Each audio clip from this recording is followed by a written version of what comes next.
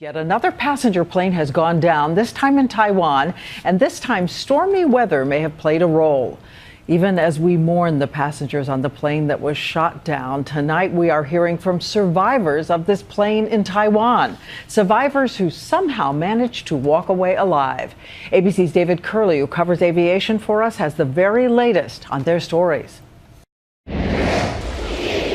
The remains of this passenger plane hosed down, a mangled mess in a week that has seen some grim aviation scenes. Some good news here, though. Somehow 11 people survived this crash, according to local reports. One girl climbing out of the wreckage, borrowing a cell phone and calling her mother, saying, "Mom, my plane crashed."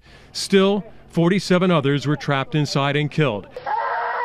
Relatives learning the news at the airport. The aircraft, an ATR-72, is a twin turboprop, which can carry up to 74 passengers. It was flown by Taiwan's TransAsia Airways. Why did it go down? The falling rain you see in these pictures was much heavier and may have contributed to the crash into some buildings. This typhoon, named Matmo, had just passed over the islands. In fact, the flight's departure had been delayed for an hour 45 minutes because of the heavy storm, finally taking off a little before 6 in the evening.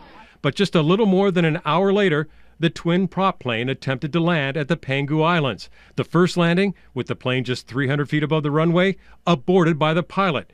The second time around, the plane went down off airport grounds. Under lights, recovery crews worked, and a black box has already been found. It has been a tough week, but generally deaths in aviation accidents are down, and here's survival for some. Generally, it's those riding in the back of the plane who make it out alive. At the end of the day, we got to look at the whole picture, and the whole picture is that flying remains far safer than you even getting in the car and driving to the grocery store. In the Taiwan incident, the good news is that investigators have that black box, and they will know very soon whether or not what happened in the last couple of seconds before that crash, Diane. All right, David Curley reporting, and thank you, David.